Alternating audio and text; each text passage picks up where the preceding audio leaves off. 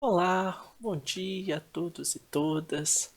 Prazer enorme poder trazer a reflexão de hoje para vocês.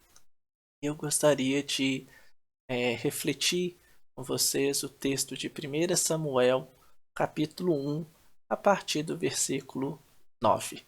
Então, vamos ler 1 Samuel 1, a partir do versículo 9.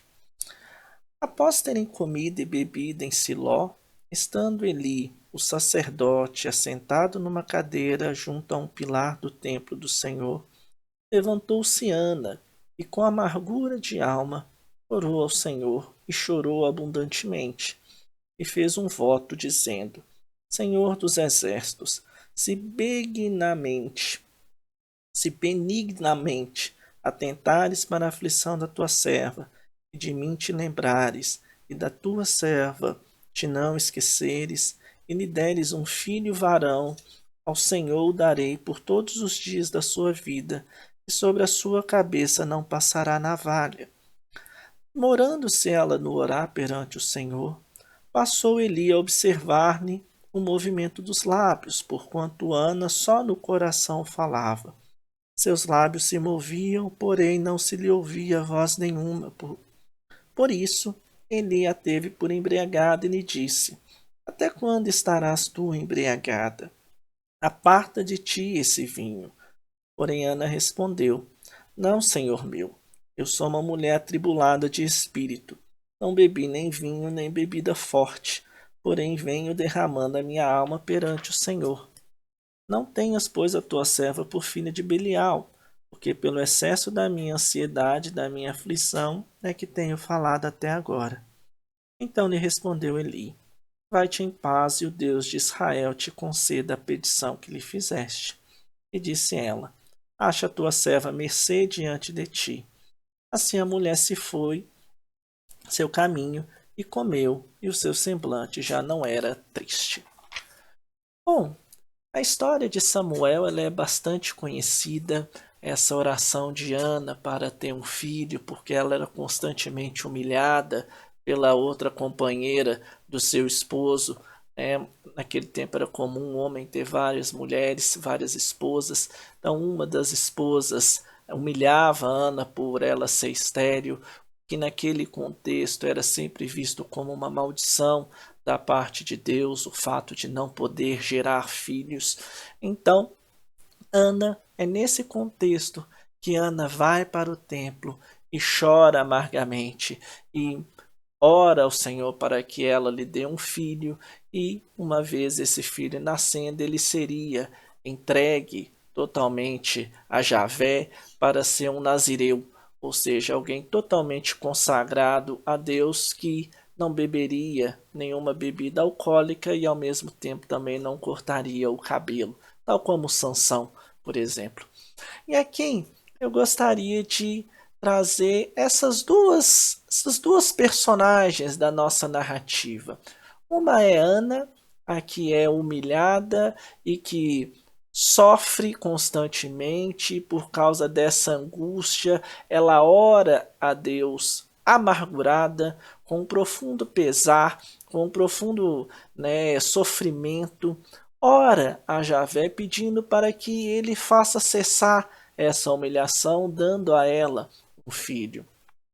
E a segunda personagem é um religioso, Eli, que na época era o sumo sacerdote, e que está ali no templo e diante das atitudes de Ana, pensa que ela está bêbada e faz um julgamento a respeito dela. E talvez algo que nos traz uma reflexão interessante para os nossos dias é justamente que muitas vezes em nosso cotidiano nós agimos como Eli. Nós muitas vezes somos essa pessoa que, baseando em alguma experiência que já tivemos, baseando muitas vezes em nosso preconceito, nós julgamos as pessoas ao invés de atentarmos para o sofrimento que elas passam. na narrativa, Ana estava em profundo sofrimento, ela estava angustiada, a sua oração era, o texto hebraico vai dizer que ela falava no seu coração e os seus lábios tremiam, ou seja, dando muito essa ideia de uma oração profunda, de uma oração sincera, de uma oração realmente que buscava a resposta de Deus. Mas, por outro lado, nós temos a figura de Eli. Eli sendo religioso, sendo sumo sacerdote, alguém que deveria, zelar pelo cuidado daquela pessoa que estava ali, muito contrariamente o que ele faz é julgá-la mal, é tomar o pressuposto de que ela estaria bêbada e assim a adverte, falando: olha, pare de beber, até quando você vai ficar bebendo? Ana tem que responder falando que não está, novamente colocando a questão de que o motivo dela estar orando por tanto tempo assim no templo era sua alma angustiada. E aí, com base nisso, Eli, se convence de que ela realmente percebe que ela não está bêbada e o texto segue em diante. Mas o ponto que eu gostaria de frisar nessa pequena reflexão é que nós devemos tomar cuidado para não sermos, no nosso dia a dia, com os nossos irmãos e irmãs, na nossa sociedade como um todo, sermos como Eli, sermos aqueles e aquelas que julgam uns aos outros, baseando muitas vezes em preconceitos, baseando muitas vezes em ideias erradas que nós temos a respeito de diversas coisas. Nesse sentido, o texto ele nos mostra que Eli agiu mal, que Eli, ao invés de se colocar como aquele que se colocaria ao lado, vamos pensar assim, né, ao lado de Ana, para tentar compreender o motivo do seu sofrimento e servir de suporte para ela, muito pelo contrário, ele toma a atitude adversa. Ele julga e ele a condena como alguém que estaria bêbada. Então, nesse sentido, é importante, ainda mais hoje em dia, na nossa sociedade, que é tão comum nós julgarmos uns aos outros, que é tão comum recebermos julgamentos, que é tão comum partirmos de preconceitos já definidos, não atentarmos aos sofrimentos e às amarguras daqueles que estão sofrendo. Então, esse texto, eu acho que ele nos chama a nos refletir. Que tipo de postura nós temos tido? Será que nós temos, no nosso cotidiano, temos sido como Eli, que julga baseado nas aparências? Ou será que nós temos tido em contraste à atitude de Jesus?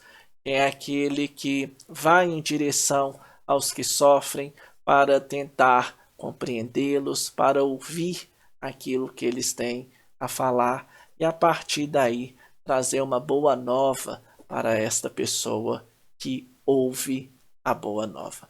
Então, era essa pequena reflexão que eu gostaria de trazer. Eu espero que essa mensagem possa fazer você também refletir e que nós possamos a cada dia tentarmos ser pessoas atentas ao sofrimento humano, atentas às pessoas que sofrem ao nosso redor, para podermos ser luz na vida dessas pessoas. Então, muito obrigado pela atenção de vocês e tenham todos um excelente final de semana. Até!